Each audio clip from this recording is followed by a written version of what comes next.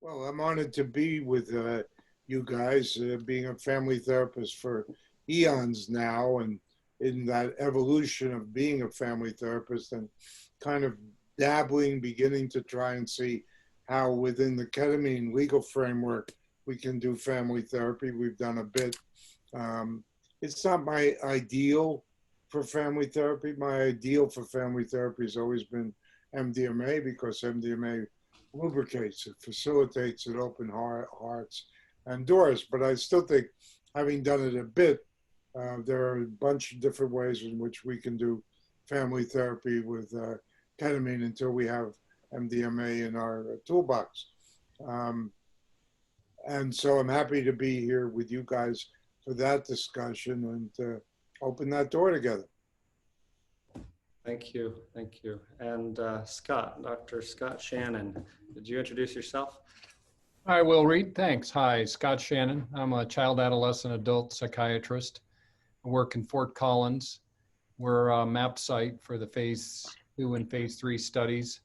And my experience with MDMA goes back to the early 80s. And I've been a student of consciousness since I started my studies at the University of Arizona under Andy Weil in 1970. So this is full circle for me, and we're doing a lot of ketamine-assisted therapy, and we've got a spin-off nonprofit now that does ketamine-assisted psychotherapy trainings.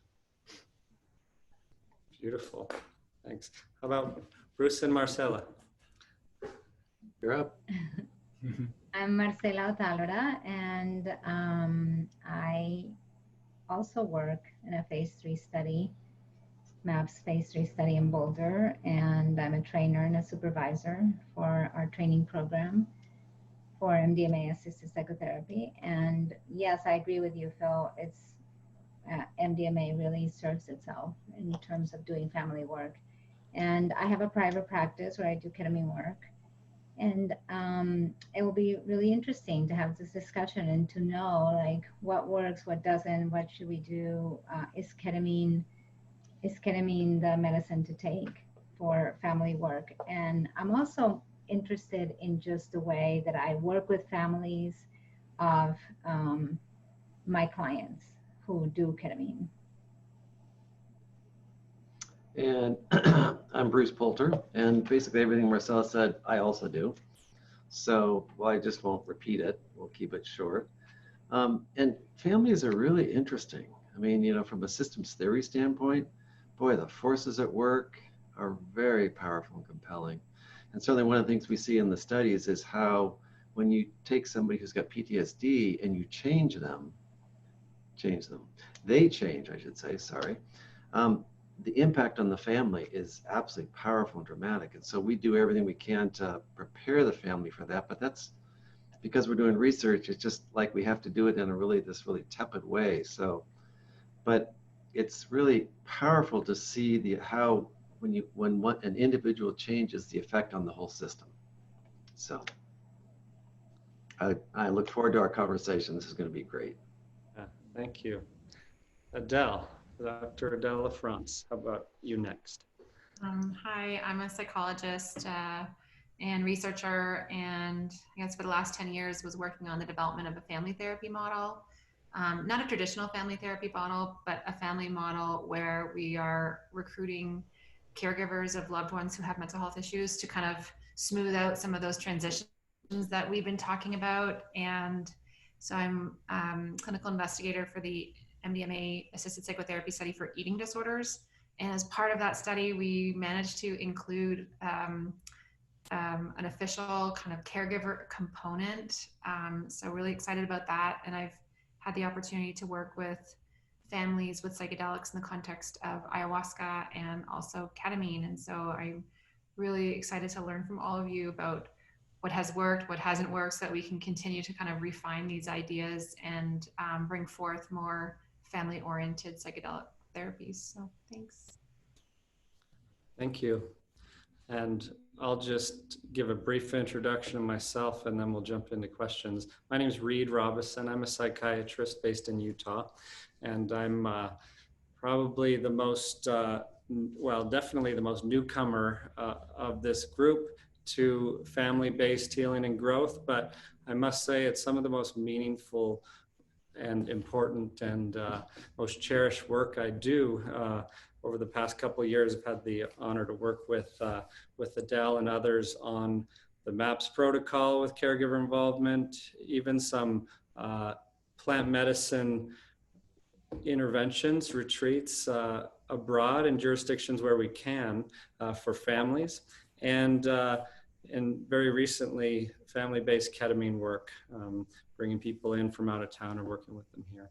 And so I think let's start with the question of what do we mean by family? Does anyone want to give a definition or explain that a little bit? It's everybody. Mm-hmm. Right? And so, meaning, you know, who is significant? So if we're talking, you know, so often we get an individual who comes to us and they're struggling, or they're not struggling, they're doing well, but they actually want to do better who they are. And so they're in relationship with a whole bunch of people. And so for me, it's really who they're in relationship in a meaningful way to them. I think it's evolved over time. I mean, the tendency has always been towards atomization with the Industrial Revolution. Everybody should have their own dishwasher, washing machine, automobile, etc. And in that kind of fractionating of people's lives, of course, divorce is a main instrument of capitalist consumption, right? You get divorced, you double everything, you have two rentals or two houses, you know. So in that sense, if you go back, like someone in my family who I don't even know, a distant relative, did a wonderful genealogy book of my family. And most Jews don't even know where they come from. They sort of drop off the planet at about 1870, 1860. You know, the Ashkenazics have no idea. And that's millions of people. You know, you get sorted at various times, but you don't know who got sorted, who was who did what. And so she did this genealogy. And when I started looking at it, I had hundreds of relatives, you know, with, you know, 23andMe, I have hundreds of relatives. I don't know what that means. But then, you know, the personalization has changed. And my grandfather was one of 13 siblings. He was pretty much the worst of the lot. They didn't like him, but, you know, he was one of 13 siblings. And, you know, I had two, lost one, small families that are much more contained. And we don't live with older people anymore, by and large. And so many people who do are miserable living with older people.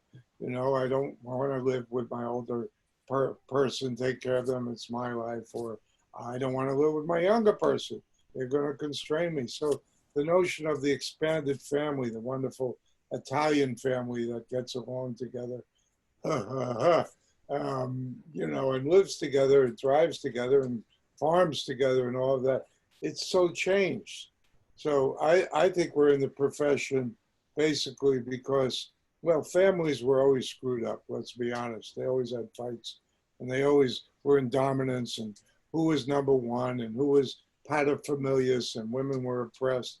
This is too long a rap, but I mean, you know, in that sense, you know, being a family therapist, even in the time I've been one, has evolved as families evolved. Just to put a cap on it, when I first began in '66, I was doing family work.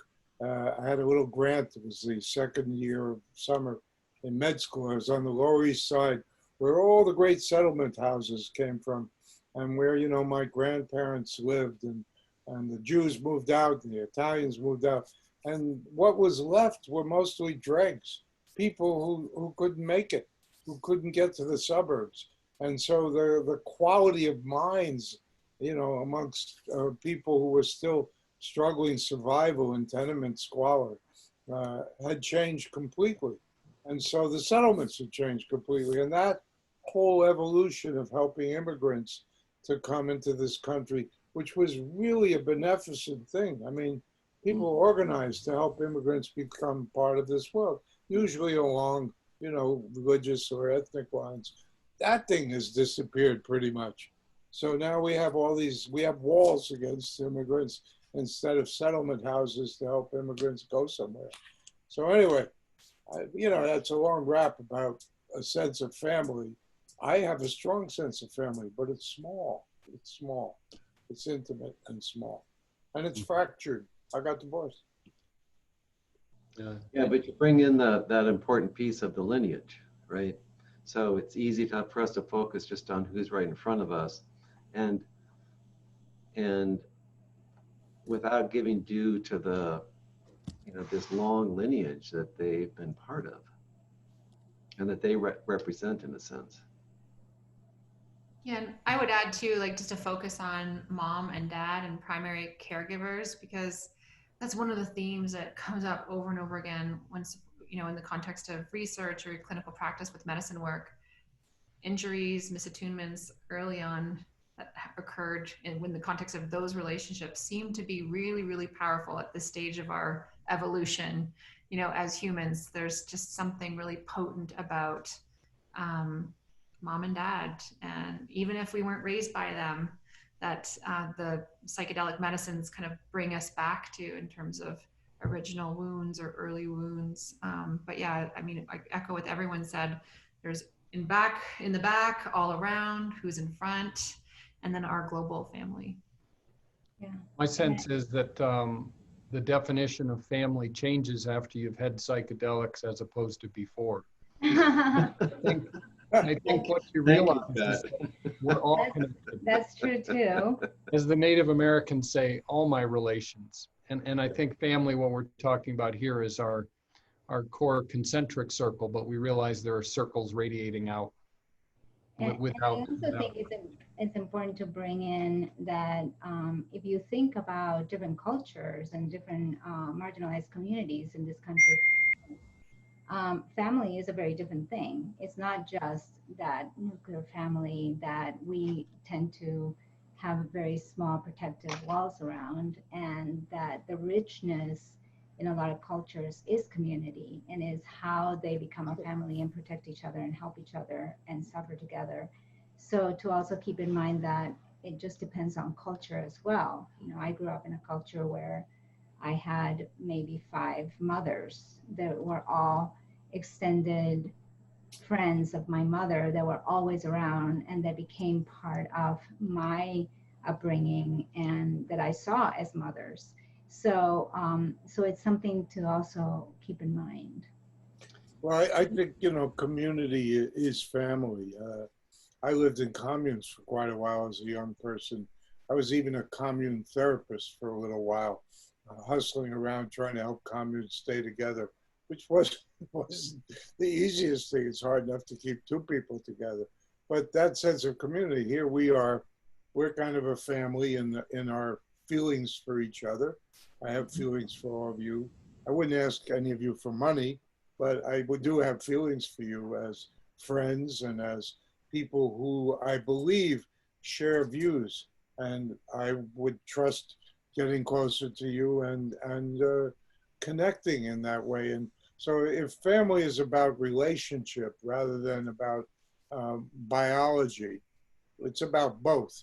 But if that sense of extended family really it reflects our sense of intimacy, it's like, middle-class kids are 2 people are working all the time. We got all these people out in the Bay Area who got these high-tech jobs and both parents at home. I'm dying to have a kid. I'll have my first kid. Oh, I need a second kid. And I'm never home. I have an au pair. They rotate through every year. Or I have a housekeeper. Or I have some poor person from Guatemala who's raising my children. Really, are they family? Kids think of them as family. There's so many styles of it and so many issues around intimacy, desire, and structure. So Phil, how come you wouldn't ask us for money? Because I don't think you'd give it to me, Bruce. Really? No. I mean, it's actually, it's a serious question, but that is one of those things that we have this kind of edge around, right? Yeah. No. I would ask you for money if we were building a compound together. right? If we were engaged or we were working together, like, you know, we formed a unit or an organization that, you know, where we had understandings, then I would say, you know, let's share some money.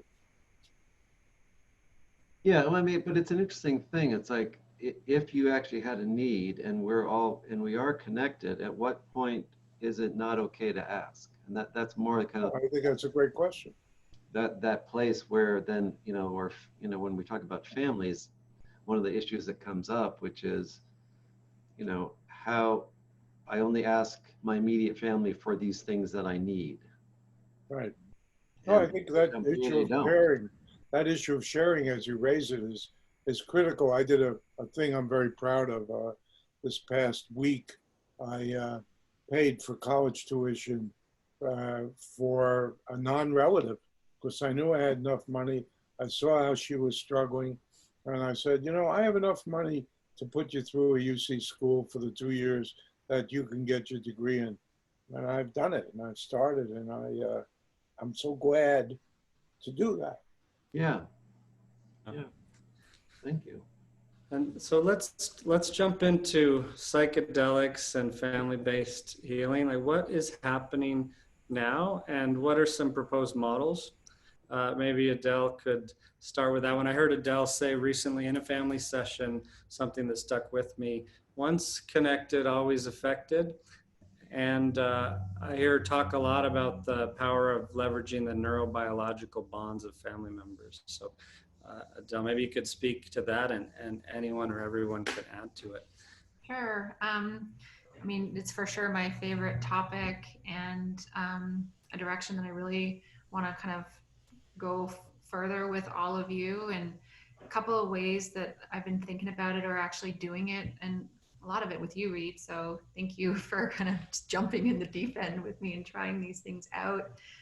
So I did some early research that looked at why parents or caregivers accommodated or enabled their loved one's symptoms. So why they would actually end up engaging in ways that would lead to the maintenance of symptoms. And what we found was that at the core of it, there were fears that if they didn't, their loved one would engage in behaviors that would be more destructive or more dangerous, or that they would lose the relationship with their loved one, or they were acting out their own self-blame.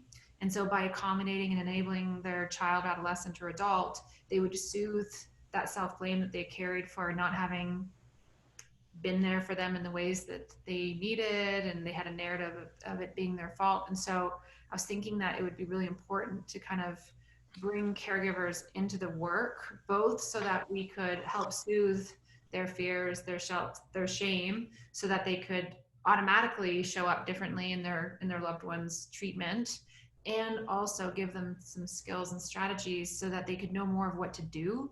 I don't know that in our culture I know that in our culture we do not get good training on how to be emotionally supportive to others. In fact, we're trained to either reassure or avoid or look for the bright side. And so what we've been doing in the context of a new ketamine protocol is that we've been bringing caregivers in to the prep session, teaching them all about emotion and emotion processing. And then they have 2 sessions with a therapist who teach them how to do emotion coaching with their loved one.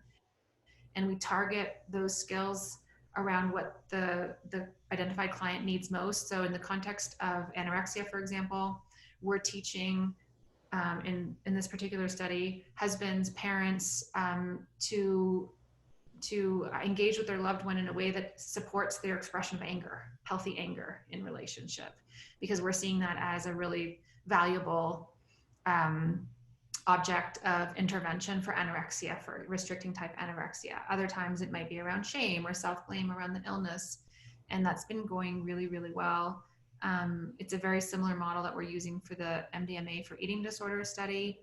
However, I would love eventually to work with families all together, and maybe not all of them together, but dyads at first to kind of do some work, but actually doing family work supported by psychedelics. We've done it with ayahuasca.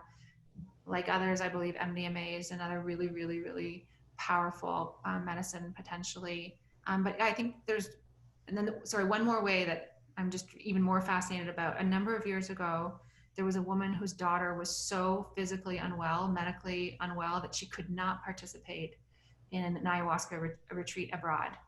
And so mom ended up coming as a surrogate healer, and she participated in the retreat on behalf of her daughter.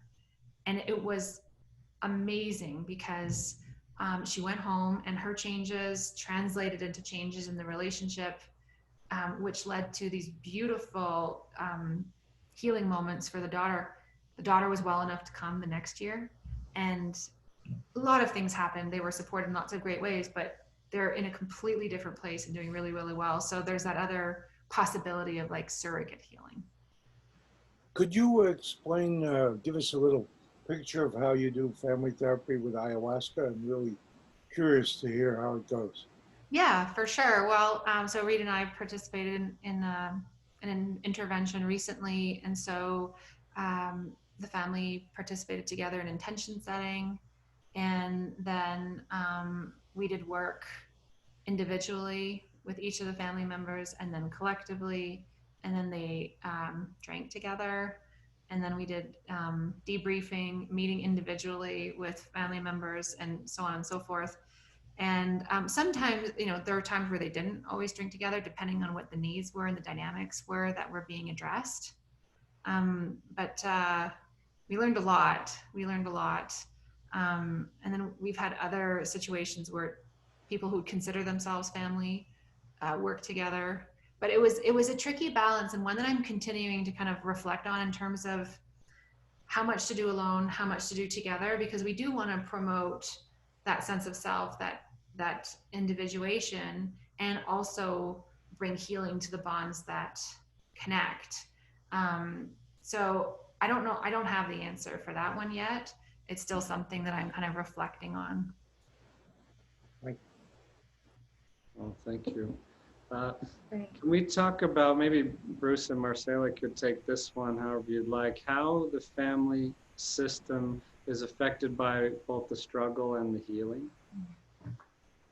Yeah. One of the things that happens a lot with trauma is that people suffer alone in the family, but if you don't include the family, they heal alone as well, continuing that rupture, even if it's through healing. So that it's about really bringing them in and having them be a part of it.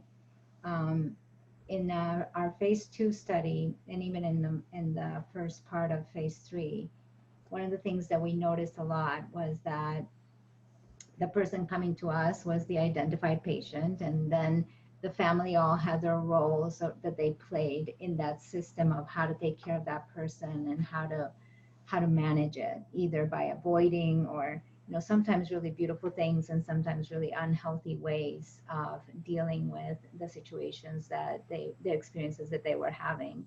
A lot of shame around what their loved one was going through and how that they were a part of that responsibility. And then if they were separate from the process, and what would happen is that then they lost that role, and the whole system just collapsed because they no longer knew what to do with it. And then it would be, as a really simple example, we had somebody whose husband took care of everything because she was so compromised and she couldn't go outside and she couldn't even get the mail. So he did everything. And as she went through the process of the study, she started to feel empowered and to really get a sense of herself and to reclaim parts of those of herself. And then, there was an incident where she felt like she wanted to apply to school, and she thought she was ready to do that. And then her husband went ahead and applied for her, and because that had been his role. And it created this like, oh, you don't trust me, I can't do it. You're not seeing the progress that I'm making. And so it was like really about bringing him in to really explain, to really see how does his role shift as well, and how do they meet each other from this different place and in these ways that they're both been craving, right? I mean, everybody comes in like, I want to heal, but what does that mean?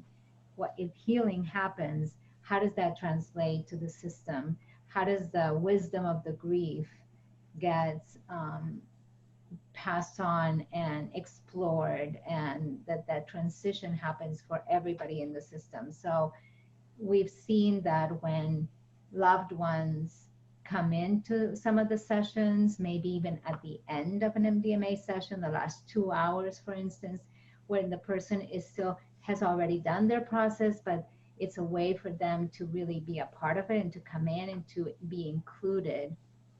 And the difference between that versus somebody that comes at the very end into the session to take them home, and they feel like they're intruding into some process that is happening with the two therapists and the participant, because they've just went through this really intense process, and it's felt in the room, the connection and the vibration of it, and they come in and they feel like they're an intruder. And so how do we create a place that it feels safe for them to come in and be a part of that healing process, that they begin to heal themselves as well, of the wounds that they hold around what has happened. So I really want to emphasize that, and to really bring in, there is a way to bring in the loved ones into a session, and to be a part of it, and to be to not be excluded from the process, because they're part of it. You know, we don't want the healing to be in isolation as well. Similarly, a little differently, in the legal period, when we did a lot of MDMA psychotherapy, sometimes a bit of psilocybin mushroom included psychotherapy, but a lot of MDMA process therapy. It wasn't just with couples. I wrote a paper on families, and we would generally have the whole family in. Sometimes we had adults, if they were adult children, family members, take MDMA along with parents. Sometimes we'd have one parent and a child. We varied it, but we often worked with whole families. And the dynamics of it were, you know, I'm a pretty much like a Sal Minuchin trained guy, Jay Haley trained guy. I look a lot at leaving home issues and psychodynamic issues. And I would say that the process, because we did many sessions with certain numbers of families, that most of the processes were positive. But we also had a few divorces, because in the influence of MDMA's truthfulness and the sharing of difficult subjects, people would talk frankly about their great discontents, you know, and not be able to solve it. Talk about sexuality and love. You know, one woman spent a lifetime hoping for her husband to discover her clitoris and never, ever got him to do it. And then when we went through an instructional manual of how to find the clitoris for him, it never really worked. And that was a pretty gross level of trying to develop a sense of community, satisfaction, and caring. They eventually split up, and they had 4 children. They were all adults. And they did better separately, a bit. It was hard to find new mates. And that's a pretty gross example, but there were others too, where the tendency to really come alive and say what my needs are and how you're not meeting my needs, even if I'm doing that in kindness and over time, doesn't always lead to a sense of you are going to be interested in satisfying my needs. You are the human being I really met and loved. I mean, compatibility and alignment issues also surface in psychedelic psychotherapy in difficult ways, in ways that create independence and autonomy, and in ways that create fusion and intimacy. Interesting work. Well, it is that quality of being able to speak the truth that psychedelics facilitate. And if your goal is to maintain the family unit, sometimes that actually is not actually what the family system, the direction it's actually going in. But the important piece, though, is this ability to share these really private, scary truths that everybody has them. I mean, they're just part of being human and being part of really just part of being human, being in relationship. These things that are really difficult for us as individuals to speak, and psychedelics help with that. And so it's a really important role that psychedelics can play that way, and it's very similar. You know, I remember my own family system. You know, all of us sitting around the dinner at the dinner table as adults, and the important role that in-laws play that aren't part of the system, and that they can see things so clearly. And so somebody says something, and it goes over like all of our heads, but then the in-law goes, "Wait, that was outrageous." And then we all kind of wake up and go, "Oh my God, it was." And so that phenomena is analogous to what psychedelics actually provide, which is that kind of like outside voice, that ability to be out of the system and actually then see clearly. So that just that function is paralleled in everyday family systems when there's an outsider, so-called outsider. I think that's really well said. Just to add one more thing, and I'll be quiet for a while. I think that psychedelics enable people to leave their obsessional states as well. So if I've got my rumble going, as I call, what goes on when in the split or the object split, that I have this feeling towards this person who I love and I hate, and I go back and forth from the rumble to the idealization. I've discovered in the work with families and in my own life that you can really let go a lot of the stuff you carry about someone because it's bullshit. It's you've created it, you see through it, you see through to your own stuff. You ask yourself, and you're confronted with, why is that important? Why am I holding on to that? Why is it dooming my sense of connection and love? What's the importance of whether the temperature in the house is 67 or 72? And whole marriages die on the basis of the thermometer.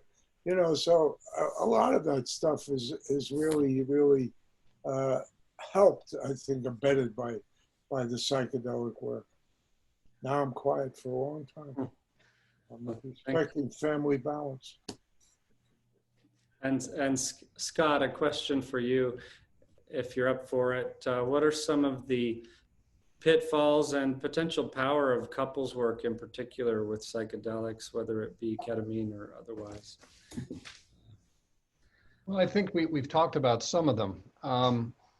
When I worked with MDMA in the 80s, it was predominantly doing couples work because there was such a need for it. And frankly, it was so easy.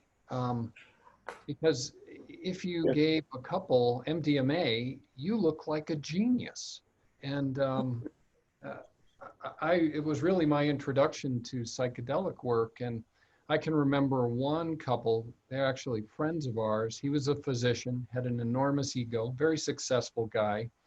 They ended up having an affair that was really an extension of that. And their marriage was heading in a very difficult direction. And hosted a session with the two of them, and really just some deep forgiveness and openness and vulnerability. And he was able to sort of walk into his narcissism a little bit and explore it with his wife and just deeply apologize for the hurt and pain. And they were able to recover and work through that. So I've always been very impressed. But the flip side of it is, as you mentioned, is that one of the pitfalls, recently in a CAP session with a guy that I was treating, and he's a highly successful man. He was had steered a Fortune 500 company, and he'd retired and was enjoying midlife, had a number of kids and a good marriage. And in a deep ketamine session, he realized he was gay or bisexual, and it has just created enormous problems for someone. But it was a deep truth to him that he finally uncovered, and He'd been dealing with what he thought was PTSD, but it was really just this inner turmoil that he'd not come to terms with. So I think it's the blessing and the curse of psychedelics is you get to see all and hear all, and people uncover their sort of deepest wounds and deepest truths and darkest deceptions, and you don't know what you're going to encounter. MDMA is a little easier because I think it's a little bit more incremental, and it doesn't quite blow up the terrain as much as some of the psychedelics do. But I think it's both powerful and potentially transformative in ways that we can't predict. Oh my gosh, that makes me think of this like funny saying, Reid, that a few of our friends have shared when facilitating people's work with psychedelics. Drink the cup, you might break up. So you need to be ready for all the possibilities. Do you really want the truth of what is? On the other hand, sometimes you can see something in a psychedelic experience, you're like, oh my gosh, this relationship is all wrong for me. But maybe the message is, it's all wrong for me right now in this moment, exactly how it is. And it just needs to be renegotiated as opposed to completely completed. But yeah, I'm so glad you brought that up, because I don't know that I do a good enough job anyways talking to people about the risks of using some of these substances, in terms of like, yeah, you might see things that really turn your world upside down for a little while or for a long while. Yeah. My thinking is that if you gave every marital couple MDMA once or twice a year, it would prolong marriages incredibly. Because, you know, we walk into these things 20 years, 30 years in, and there's all these built up resentments and patterns and things. And you can't expect the medicine to resolve all of that. And I'm a real proponent that these things are marital caretakers, and we need to think about them that way. And family caretakers in the same way. They're just a more complicated resonant system. But I think they're most powerful when they're done sort of proactively and not just dealing with a mess. Yeah. I agree 100%. And I think there's this positive frame that occurs around couples and families doing this work together. It's mildly heroic. It's a sense of we're doing something different. We have a real project. We have an effort going to really get beyond the day-to-day into something deeper. So I think just even in the framework of organizing it and being in it and taking it on, much as it may be scary at first, there's a real benefit to it. And I think that couples who stay together longer have projects that are of interest to each other, that they do combine forces on and, you know, work together at least part of the time, share interests. And so I think it's a very positive thing for a family, a couple, to come in and do this work and be proud of it. Right. Here, Yeah. here. Well, in addition to the drink the cup, you might break up, there's the admonition of don't make any major life decisions for 6 months. Right. Because, you know, how it looks in the moment is only one piece of the puzzle, like you were saying, Adele, where how, like, but then as you integrate and you begin to get through the layers and the understandings, then what unfolds is more often fully the truth of the path that you're actually on. Right.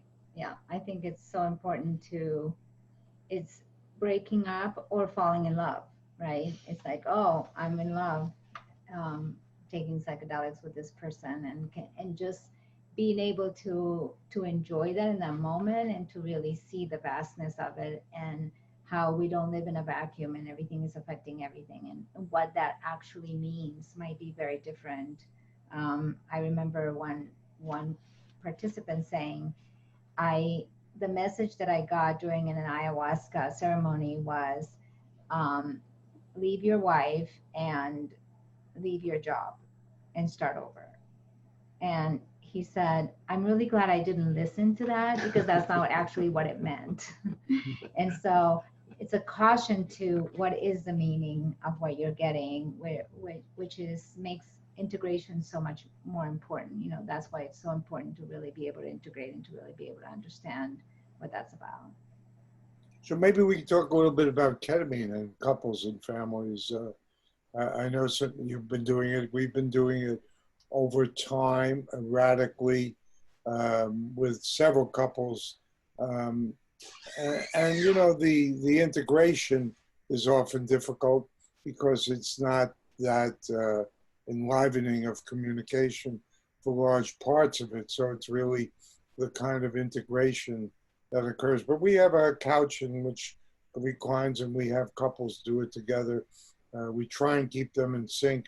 They either do the lozenges or the IM.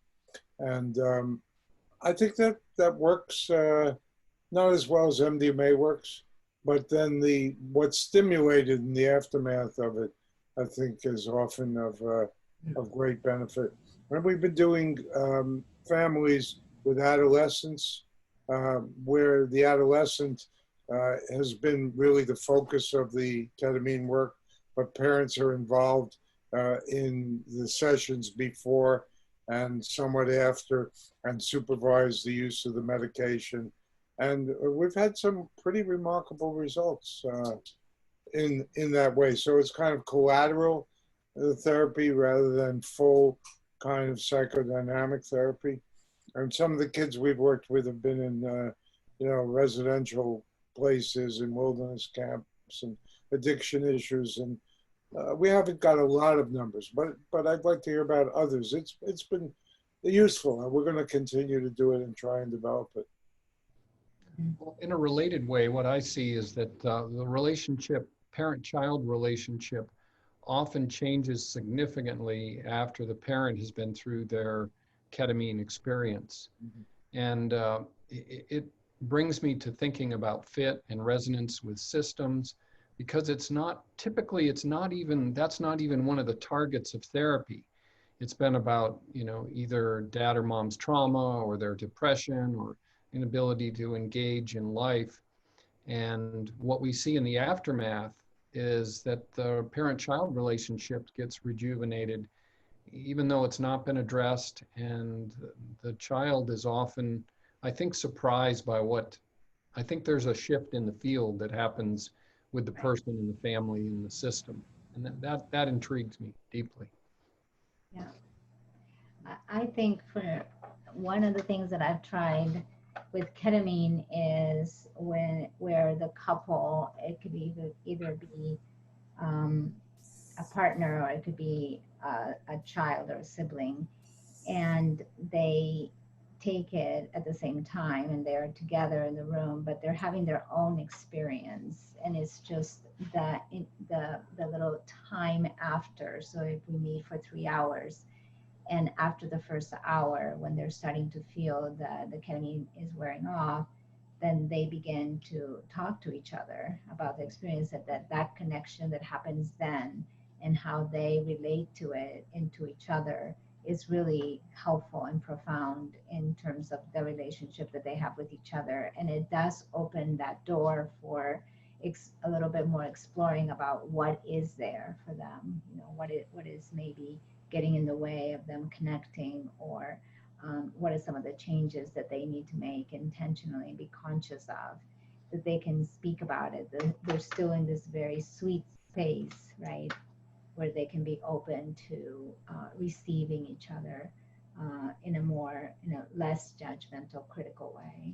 I think that way, I find that is really helpful and good. Can I ask you, Marcela, how do you balance when somebody has a very strong personal process with the relational process? Like, how does that get balanced? Is it? Well, I think talking that if somebody has a really strong process and the other person can be right there to support them, right, in that moment. Like sometimes it's a sharing. Like maybe one person has that intense process and the other person just kind of, oh, I'm right here for you. And how do we make room then for the person who didn't get to speak or didn't get to share? How do we make room?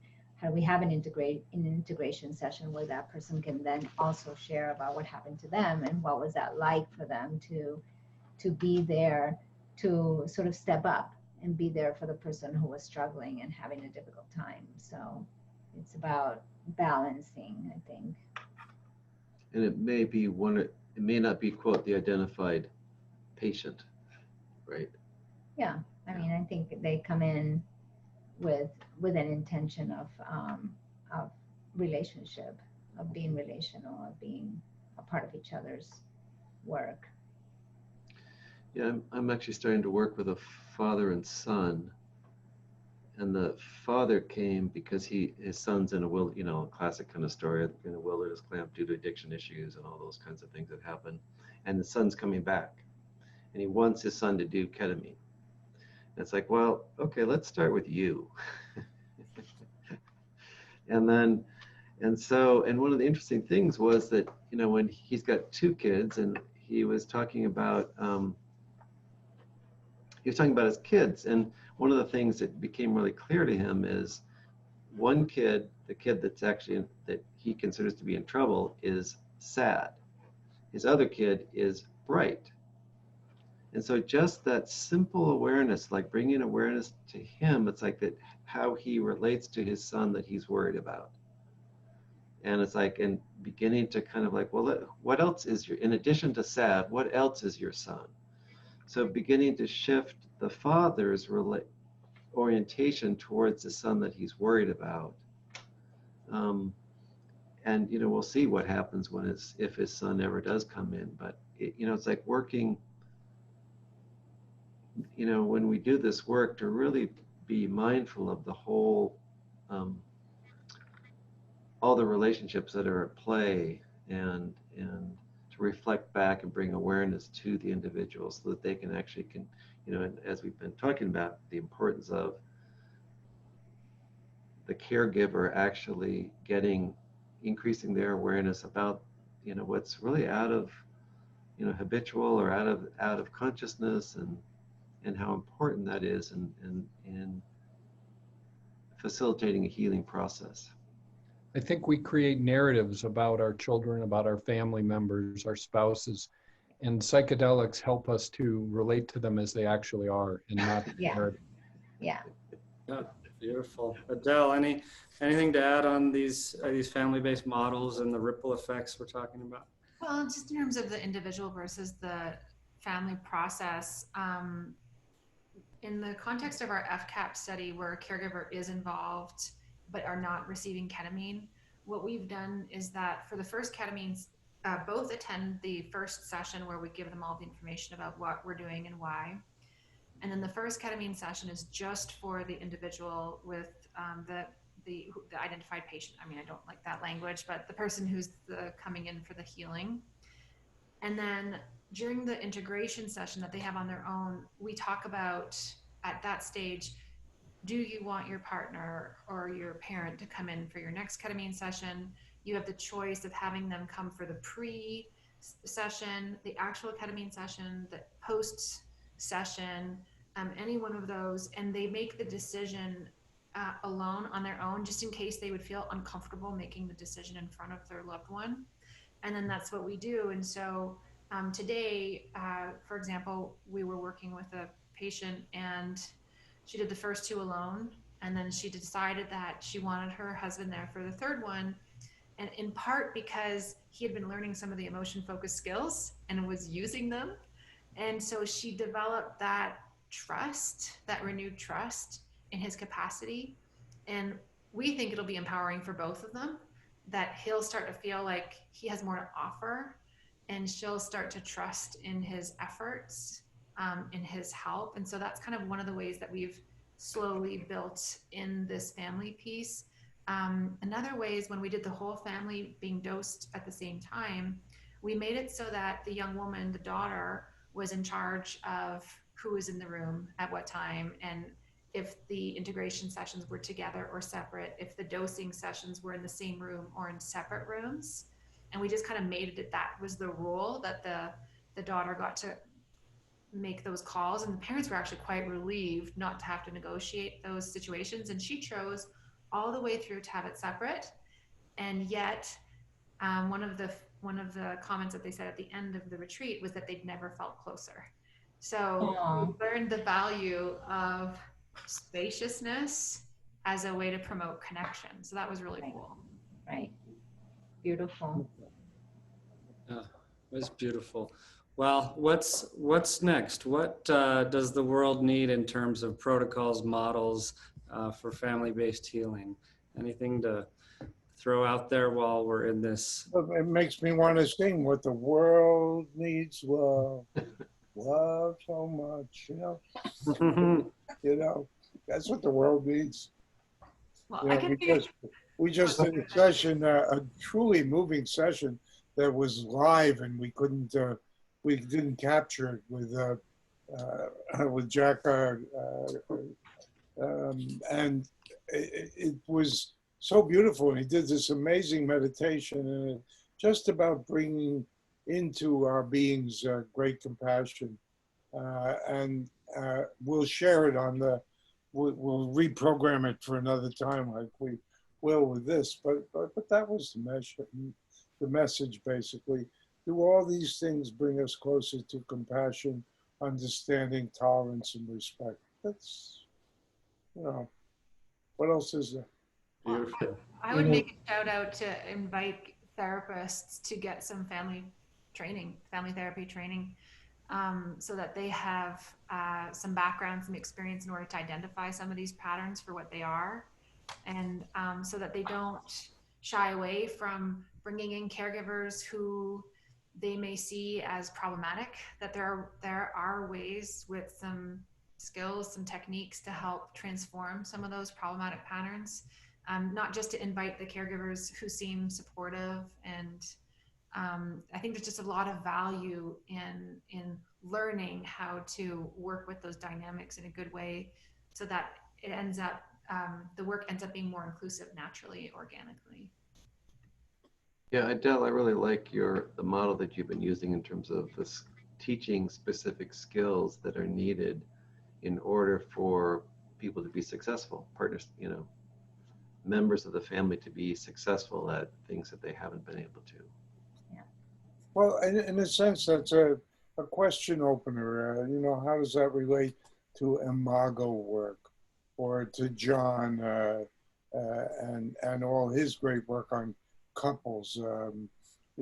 Because that's what's being taught really, is methodologies and various ways of communication, or going all the way back to Mnuchin and those folks.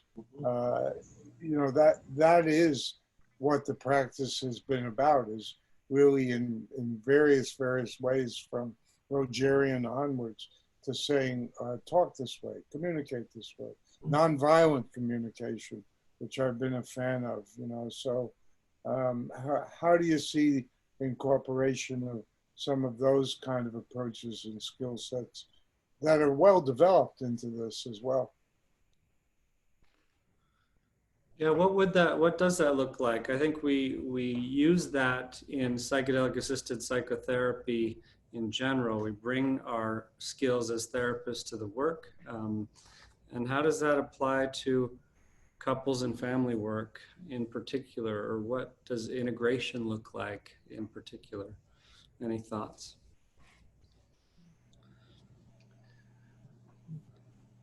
Well, it seems like one of the simplest ways that we bring that is through our own behavior. So how we relate to so-called issues as they pop up. So that role modeling is really important. And then, because that can, as we talk about these things from the standpoint of corrective, and that was a corrective, I'm drawing a blank on the second part of the Experience. Yes. And so I think that's a fundamental piece, that how we bring ourselves into the room and what we role model in terms of our behavior and how we respond to the things that the participants or the clients bring forth. And I remember one time Marcela and I were working together, and she and our client were having this great conversation about how things were, and I looked at both of them and I said, I have a different opinion here.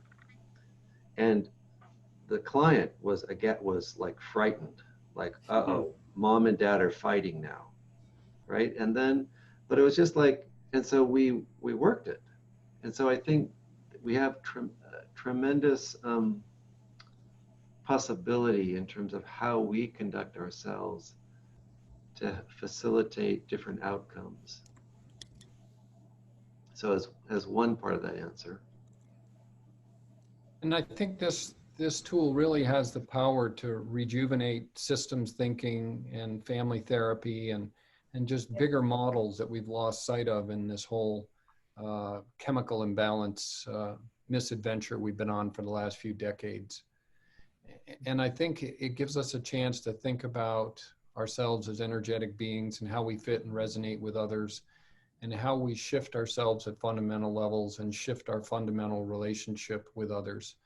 We can think about the attachment underpinnings, but sometimes it's more, sometimes it's different. And I think it's just going to take us back a few steps, but I think these tools have the power to create research that shifts our thinking and opens our paradigm up again. All good therapy seems to point to the issues of trust, whether it's trust around traumatized beings who cannot trust. You do Gottman's work, which I think is profound, the science of trust. It's really about couples that, for instance, that work together have, 82% or better. They get B minuses in the quality of communication. And I think the underpinnings of so much of what's going on now in trauma times is just the acceleration of distrust, the acceleration of atomization and separation. So, and I think our psychedelic work has the capacity in good hands of engendering a higher level of trust in self and in others, even in just the honesty between people.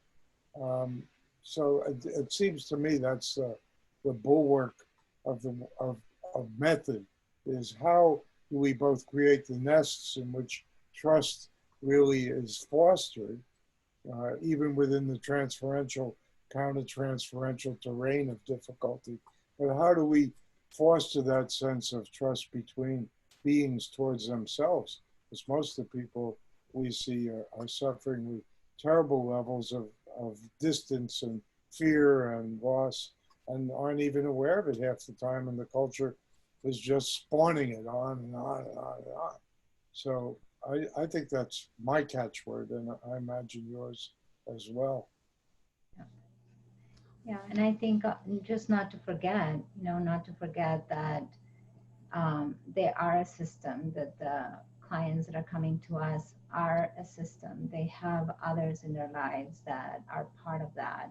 So we talk about like connection to the body, right? That we want them to be connected to the body and to their body so that they could heal from that place. And it's the same with the family, right? We want them, they are not isolated from that, and they're not isolated from family. So I agree with Adele that at least just an understanding of family system and being able to, just the way we tell people, you don't have to be a somatic therapist to really work with the body.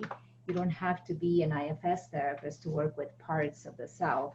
You don't have to be a family therapist, but you do need to know some basics. You do need to have an understanding so that then you can follow and you can bring that in so that it's not left out because you don't know it. You don't know how to bring it in. So that is an important piece too. Oh, beautiful. And could I ask, because we're running out of time, just ask everyone to share a closing thought, if you're up for it, on one wisdom or nugget to leave with the world around family-based healing.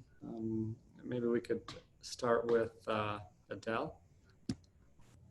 Sure. I guess one of the things that is really important to me and influenced by my own healing trajectory is that when I think back to my own childhood, my parents, and my family, like my parents really were not taught how to love, with words and action. I mean, they loved me, there was no question, but because of their early childhood experiences, because of their life experience, because of the culture in which they were raised, they didn't have a lot of skill and confidence in showing love. And I think that's true, not just for my family of origin, but so many other families. And so I see this work as an opportunity to, for people to learn or relearn how to love, how to receive love, how to give love, how to be love, how to be generous in relationship, how to have loving boundaries. And so I guess for me, like the kind of word that comes up over and over again in this work is a return to love. Beautiful, thank you. Scott, could we go to you next? Well, it seems to me that one of the big pulls with these medicines is to go in and know, and ultimately to love and accept our inner cosmology. And I think as we do that, we become more comfortable and more resonant, more able to love, as Adele said, all those that are in our outer cosmology. And so I think that's the, you know, it's the microcosm is the macrocosm. And I just think it's our path to, you know, first our path is to love and accept ourselves deeply, and then it's really to show the world how to do that. So I'm right there with Adele. Oh, I love that. Bruce and Marcela. Well, I want to speak to just how difficult families are. I mean, just the truth of that. It's like, you know, like when you're working with somebody and they talk about going back to visit their family of origin and just how destabilizing that is, and it reminds me of that kind of joke that is, you know, like that even Jesus couldn't be the Son of God when he went home, right?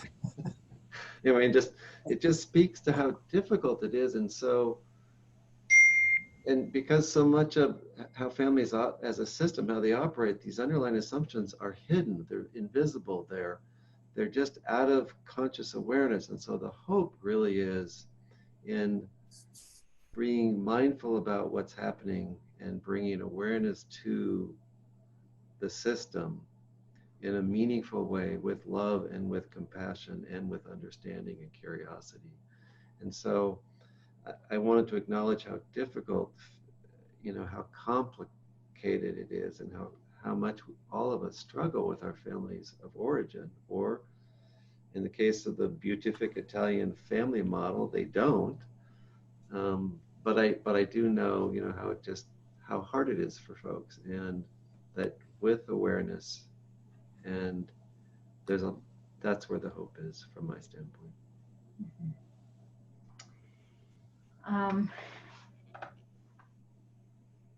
I really, you know, I agree with everything that has been said, and I think it's more, for me, it's, if I'm adding another piece, would be connection, that you don't have to do the work in isolation, that we can connect as families and be able to then move forward from that place and feel that we can support each other, that we don't have to suffer alone or heal alone. We are connected.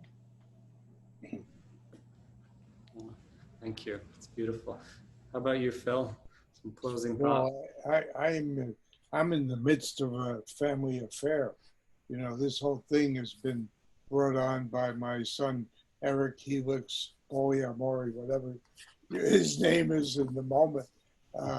He's 45, he's created this idea, and within it, I've been able to host and try and create this project. And so I'm having a family affair with someone I love more than anyone else. And part of the family affair is today is my son Noah's birthday. He will be 39. And we lived through hell. We had 4 years of Noah's illness between 12 and 16 when he died. And we broke up and we had a terrible time. And, you know, we were feminists and political people and went through the 60s. And despite all of that, we suffered from the loss of a child and we couldn't repair it. And yet, I would say for both of us, we stayed to be parents who loved our children beyond anything else. And without hesitation, I would say the best thing I've ever done is being a father. And I've been trying to say to other fathers that the opportunity to be a loving, kind father is one of the most satisfying, most beautiful things you can do. So I leave on that note. Thank you. That's so beautiful. And I think this feeling, this moment, this group, you know, I love what you just said, Phil. And let's dedicate this to Noah. And you are all such an inspiration. Thank you for the touching words, for putting your heart into this discussion. And let's keep the momentum going for this family-based work, because I think it's one of the most important things we can do. So thank you all. Thank you. Agreed. Thanks, everyone.